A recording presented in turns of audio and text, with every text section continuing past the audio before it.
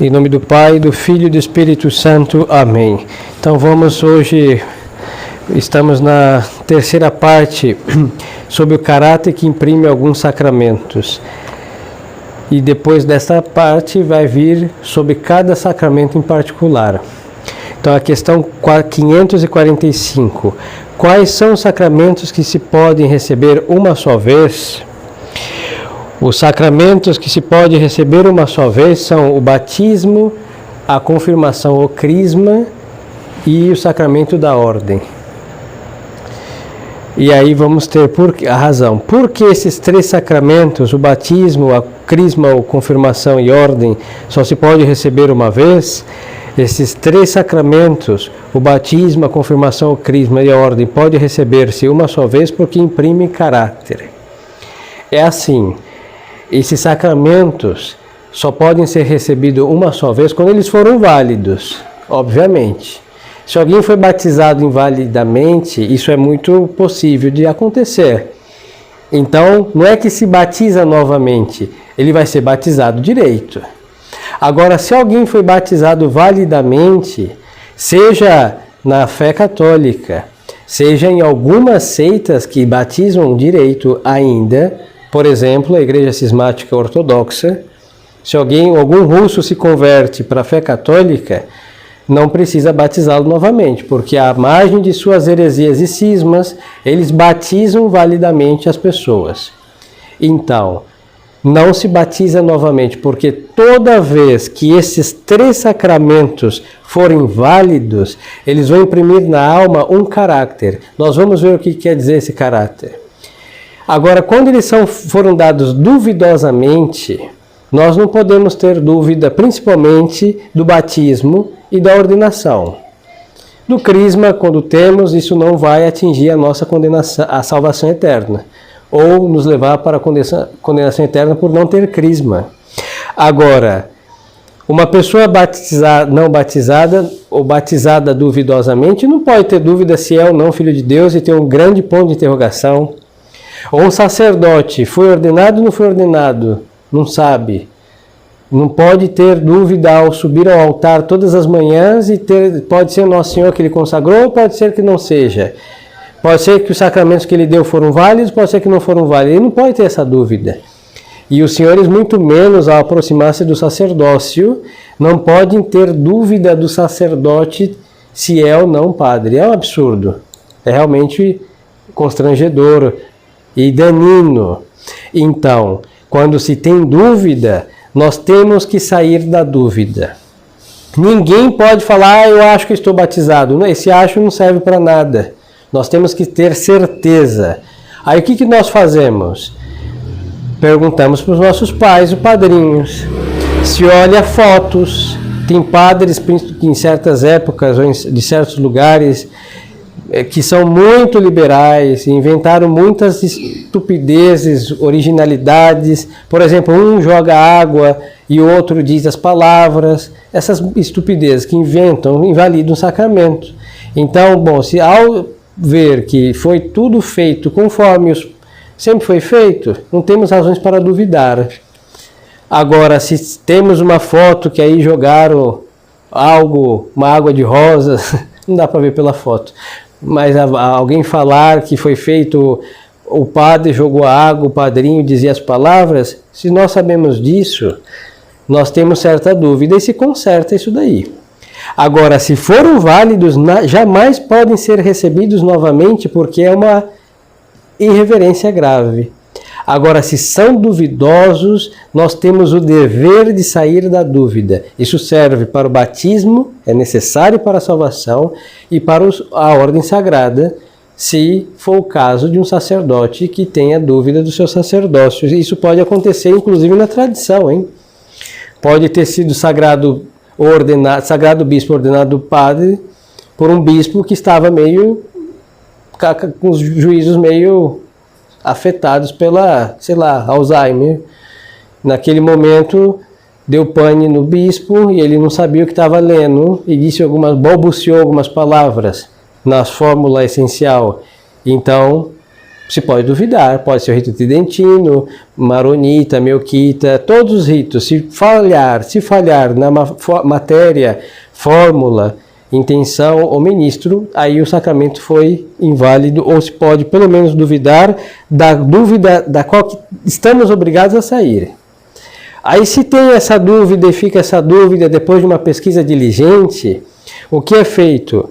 O padre batiza sob condição, com a condicional: se não és batizado, eu te batizo em nome do Pai, do Filho e do Espírito Santo. Se for o crisma, o bispo dirá: se não és crismado, eu te confirmo com o crisma da salvação, te marco com o sinal da cruz, te confirmo com o crisma da salvação em nome do Pai, do Filho, etc. É pronto, resolvido. Se era, não vai ser, e se não era, passou a ser. E se não é ordenado, se for ordenado duvidosamente, o bispo vai pôr essa condicional em sua intenção, e se era um sacerdócio válido, mas com dúvida aí, não foi ordenado na segunda tentativa, e se não era, passou a ser. Essa condicional impede de dar 2 vezes sacramentos que podem ser recebidos só uma vez na vida. Isso é muito importante. Por que esses sacramentos podem ser recebidos somente uma vez? Porque esses 3, a saber, batismo, crisma ou confirmação e ordem, eles imprimem um caráter. E o que vem a ser isso? O que é o caráter que cada um desses sacramentos imprime na alma? O caráter impresso na alma, em cada um desses sacramentos, é um sinal espiritual que nunca se apaga. Esses 3 sacramentos, ao serem validamente conferidos, eles marcam a alma da pessoa. A primeira marca é o batismo. É uma marca, vamos deixar assim, como um carimbo de Deus, que faz com que todos os batizados sejam sujeitos capazes de serem beneficiados pelas graças que circulam no organismo físico, o corpo místico de Cristo. Por exemplo, agora que acabamos de ouvir e assistir e o padre celebrar o Santo Sacrifício da Missa, pelo simples fato dos batizados terem um caráter batismal, eles estão conectados com as graças que passaram por este altar aqui, mesmo ausentes fisicamente. Então é algo que nos faz capazes de ser beneficiados por todas as ações eclesiásticas, tanto os vivos como os defuntos, porque é um caráter, uma marca que a morte não apaga de nossa alma. Agora, quando estão no inferno, os condenados que foram batizados vão sofrer muito mais, porque é uma marca que deixa ali um selo de Deus como filhos de Deus. E então lhes trará também um tormento peculiar. Já pensou estar marcado com o selo de Deus na reprovação eterna? Lhes trará grande dano. Aí agora as almas dos justos na terra são beneficiadas por todas as ações eclesiásticas. Faz um sujeito capaz, no sentido passivo, de se beneficiar de todos os exercícios que a Santa Igreja faz para a glória de Deus e o bem das almas. Aí nós temos o caráter passivo do batismo, e vamos ter um caráter que vai ser outro caráter, o do crisma, que nos fará o quê? Nos dará a marca de soldados de Cristo, causa na alma uma maturidade. Mesmo que sendo uma criança recém-nascida, ou sei lá com qual idade, se ela foi crismada validamente, diante de Deus é um soldado de Cristo, por causa desta marca. Ela causa esta maturidade espiritual. E o sacerdócio já é o caráter é algo que o conecta a Cristo como ministro. Então, quando o nosso Senhor obra pelo sacerdote, esse é por causa do sacerdócio que está no caráter sacerdotal. Nos conecta a Cristo como ministros e nos faz aptos para celebrar o santo sacrifício e administrar os santos sacramentos. O caráter que cada um desses 3 sacramentos imprime. O que é o caráter? O caráter impresso na alma, por esses 3 sacramentos, é um sinal espiritual que nunca se apaga. Então, em outras palavras, é um acidente, não é algo essencial, que está da mesma forma que a cor da parede é algo agregado a ela, na nossa alma tem algo agregado a ela, que é o caráter do batismo, o caráter do crisma e o caráter do sacerdócio daqueles que foram validamente ordenados, obviamente validamente batizados e validamente crismados também. Para que serve o caráter que esses 3 sacramentos nos imprimem? Né? Qual a finalidade? O caráter que esses 3 sacramentos imprimem na alma serve para distinguir, aí no batizado, como eu lhes dizia, como membros de Jesus Cristo. Então, todo batizado, aqui não vamos entrar no mérito de graça de Deus ou sem o mérito por estar em pecado mortal. O simples fato de alguém estar batizado validamente está conectado ao corpo místico de Cristo, que é a igreja. Então, é impossível um batizado válido que não esteja conectado ao corpo místico, que é a igreja. Isso pode ser até quando o herege batiza validamente, aquela alma, aquele ser batizado lá, pertence a quem? A Igreja Católica Apostólica Romana. E ao aderir aos erros e cismas e mazelas professadas por esta seita, ele se apostatam da fé que Deus deu pelo batismo válido. Mas assim, todo batizado válido é filho da Santa Igreja. Aí tem os filhos rebeldes e os filhos obedientes. Isso já é outra consideração. Mas todo batismo válido nos faz membros de Jesus Cristo. Logo, somos membros da igreja.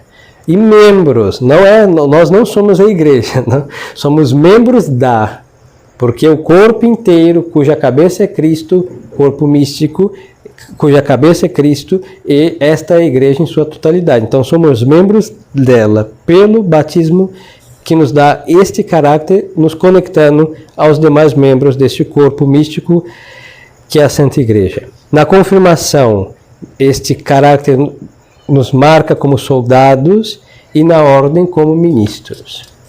Então é muito belo ver a ação da graça de Deus, que faz com que todos os batizados, mesmo que apostatem, mesmo que se condenem, passe o que passar, estarão sempre marcados com este caráter, que nos dá o que?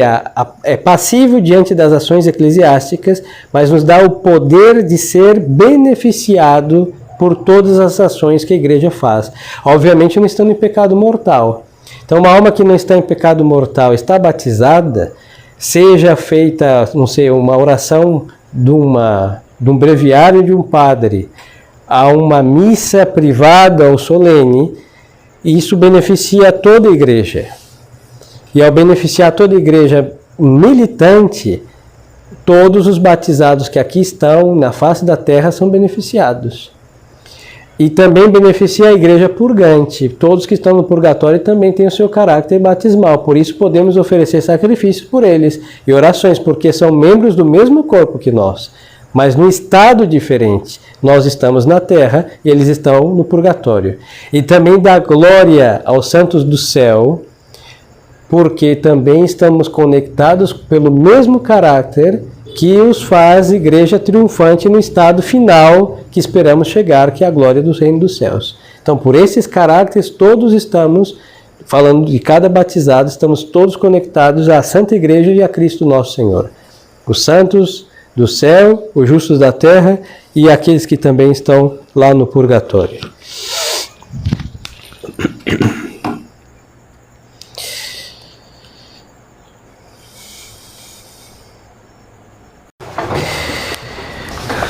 Hoje nós vamos ver o sacramento do batismo. No Catecismo, a questão 549. Sobre a natureza e os efeitos deste sacramento. O que é o sacramento do batismo? O batismo é o sacramento pelo qual renascemos para a graça de Deus e nos tornamos cristãos. O São Tomás explica que há, em uma analogia, uma comparação com a vida natural, existe o organismo espiritual.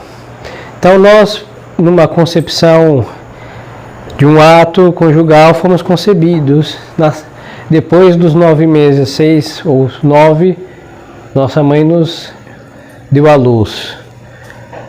Aí é o nascimento. O que equivale ao nascimento natural na vida sobrenatural? O batismo. O que é o nascimento para a vida física é o batismo para a vida sobrenatural. nasceu. Ao ser batizado, deixamos de ser criaturas e nos tornamos filhos de Deus. Mas filhos de Deus e cristãos, ou seja, católicos. É necessariamente, vimos na aula anterior, um batismo válido é um batismo que nos insere na Igreja Católica. Agora, se for um herege adulto, quando ele fez um ato de heresia, ele foi cortado da igreja automaticamente. Um luterano que batizou válido um filho de um luterano, um anglicano que batizou validamente um filho de anglicano. Então, quando aquele batizado aderiu à heresia da seita da qual ele teve aí o seu batismo, um ortodoxo, entre aspas, e aí então ele perde o pertencer à Santa Igreja. Quais são os efeitos do batismo? O batismo confere a primeira graça santificante que nós vimos em outra ocasião. Estamos no pecado original. Ao colocar a água, escorrer sobre a cabeça, não pela pele, em nome da Santíssima Trindade. Quem faz isso? Diz, fulano eu te batizo em nome do Pai, do Filho e do Espírito Santo. Com a intenção de fazer o que a igreja faz, então a alma deixa o estado de pecado original, ou inclusive os pecados atuais, e recebe a primeira graça, a graça primeira santificante. Então apaga o pecado original e também o atual, falando de adultos. Um adulto batizado, ao ser batizado, são apagados seus pecados atuais. Nós temos um caso na vida da igreja, na história da igreja, de Constantino. Ele postergou seu batismo até perto da morte, ele supondo que ele se avizinhava a morte, ele recebeu o batismo. Deus Nosso Senhor lhe deu um castigo por isso. Ele ficou leproso. E o Papa São Silvestre o batiza e ele ficou curado da lepra. É imprudente isso. Se ele se batizasse antes, praticar essas virtudes, cresceria em méritos, em glória por consequência dos méritos da graça exercida, mas quis morrer 0 quilômetro e dar o pulo da terra para o céu. Mas se perdoam todos os pecados atuais.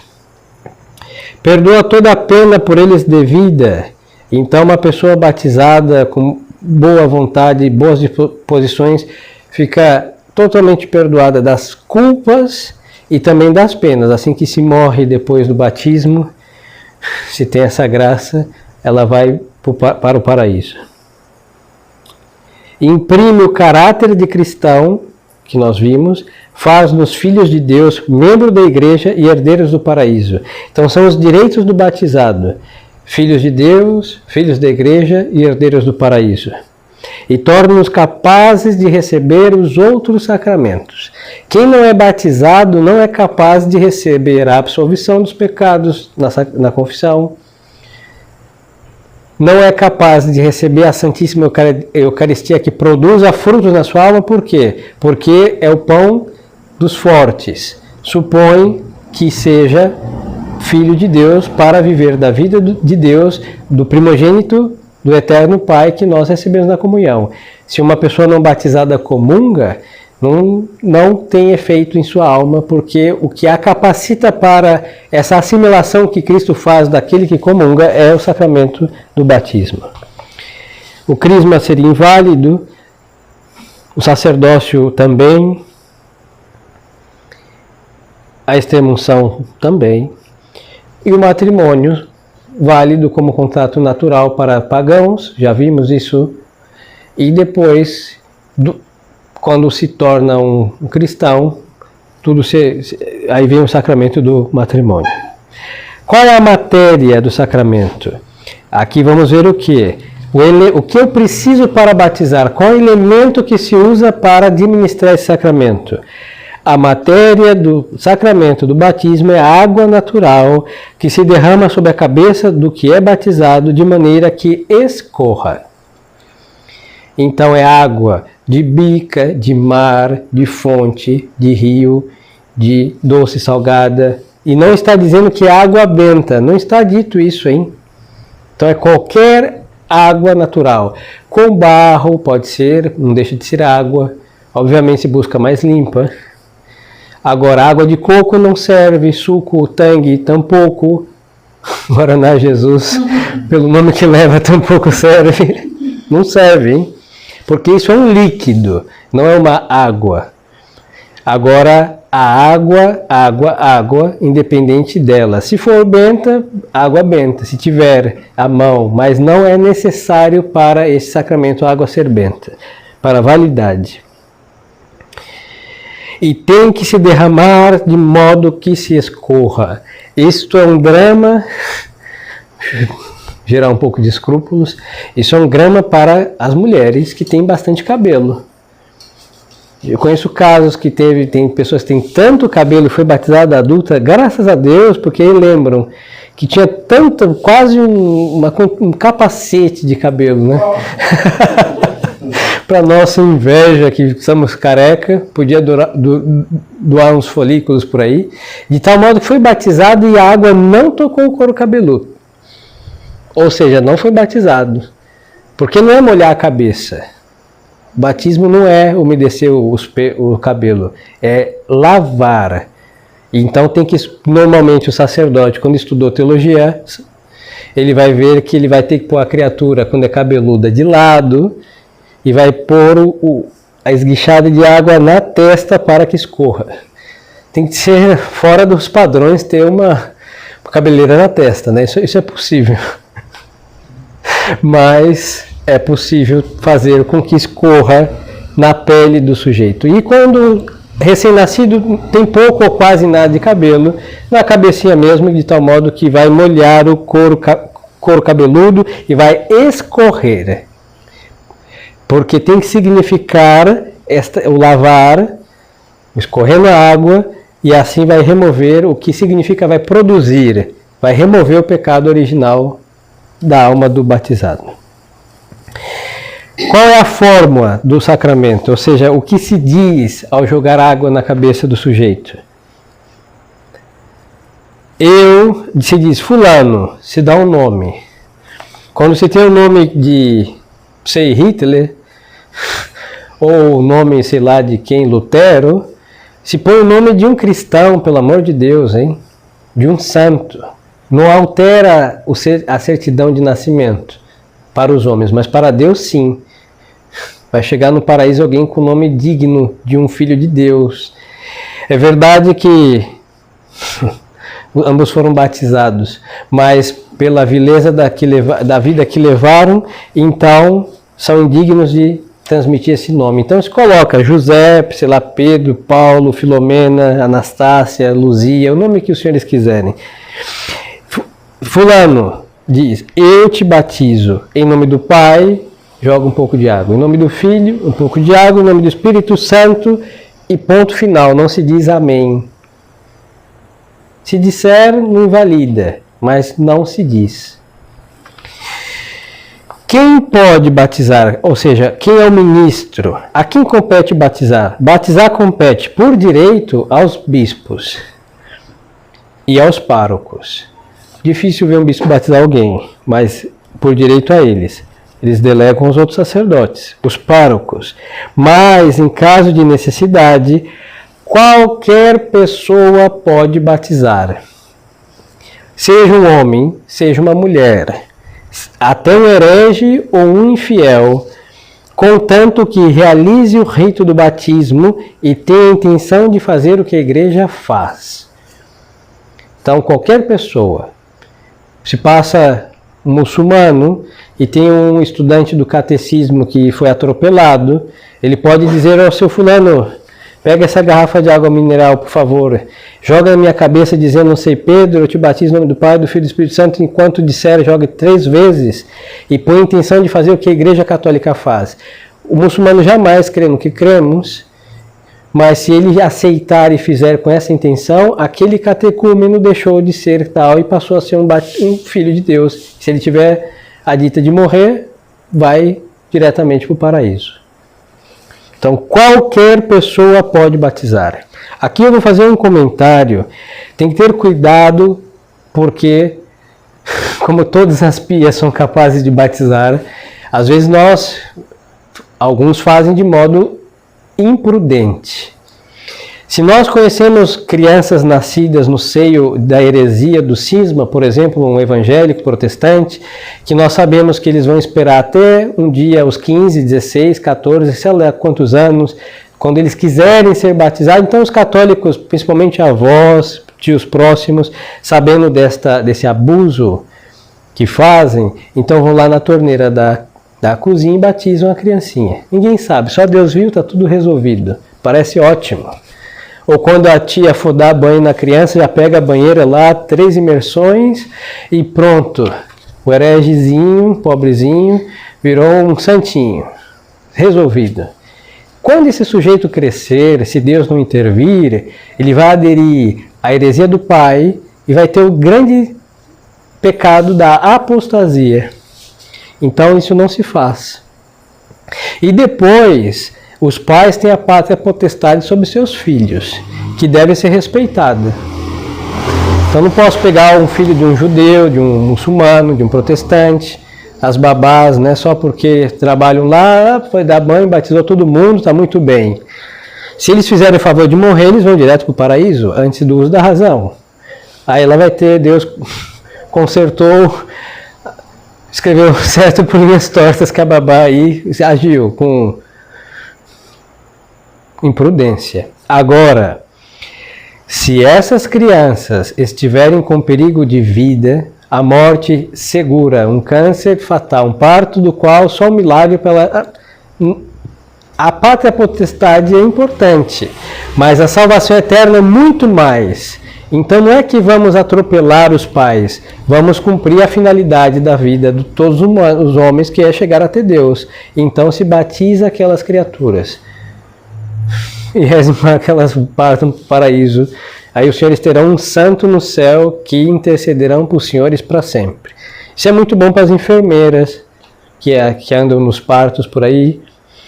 E depois todos nós conhecemos às vezes um ou outro uma criança. Bom, se o pai não deixar, pegue um frasquinho de colírio, visite a criancinha. Se tiver por morrer, por morrer. Já assinada, o anjo da morte já veio para esperar o último suspiro da criancinha. Fulano te bate em nome do Pai, do Filho e do Espírito Santo. Pronto, já está.